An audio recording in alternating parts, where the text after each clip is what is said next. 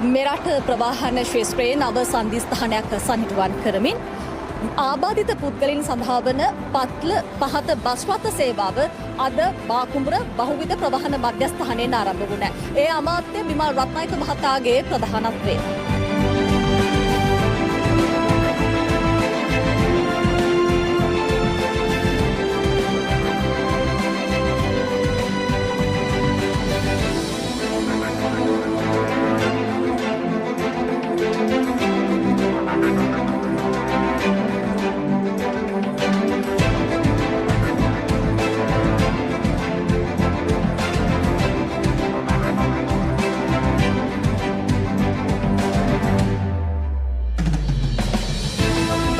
වැඩසටහන සඳහා රුපියල් මිලියන 430ක මූල්‍ය ප්‍රතිපාදන වෙන් කර තිබෙනවා.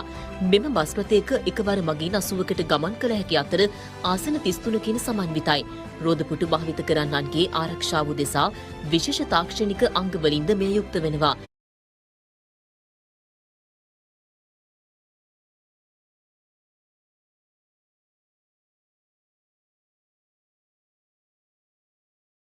මාකුමර සිට පිටකොටුව සහ කඩවත දක්වා බස් රථ දහවනයට සැලසුම් කර තිබෙනවා.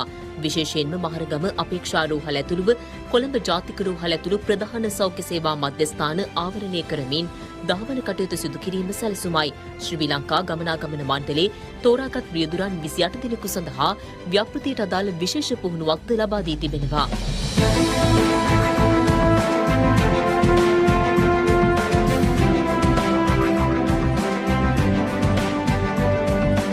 මේකට ආබාධිත ජනතාව පමණක් නෙවෙයි ඕන ජනතාවකට මේ බස් රථය තුල ගමනාගමනය කිරීමේ පහසුකම් සලසලා තියෙනවා. මූලිකව මෙම බස් රථවල ගෙවීම් කිරීමට QR ක්‍රමවේදය මේ අවස්ථාවේදී නියම ව්‍යාපෘතියක් විදිහට හඳුන්වලා දීලා තියෙනවා. පළවෙනි පාර ලංකාවේ අත්දැකී ඉතින් මේක හොඳ අවස්ථාවක්. ඩිසේබල් අයට වගේ නෙමෙයි සාමාන්‍ය අයටත් මේක පාවිච්චි කරන්න පුළුවන්. ඕගොල්ලෝ මේක හරියට පාවිච්චි කළොත් තමයි අපිටත් මේක ඉස්සරහට පවත්වාගෙන යන්න පුළුවන්. මේක අපේ හීනයක්. ආබාධ සහිත පුද්ගලයෝ වුණත් කැමති නිදහසේ ගමන් බිමන් යන්න බොහොම ස්තුතිවන්ත වෙනවා.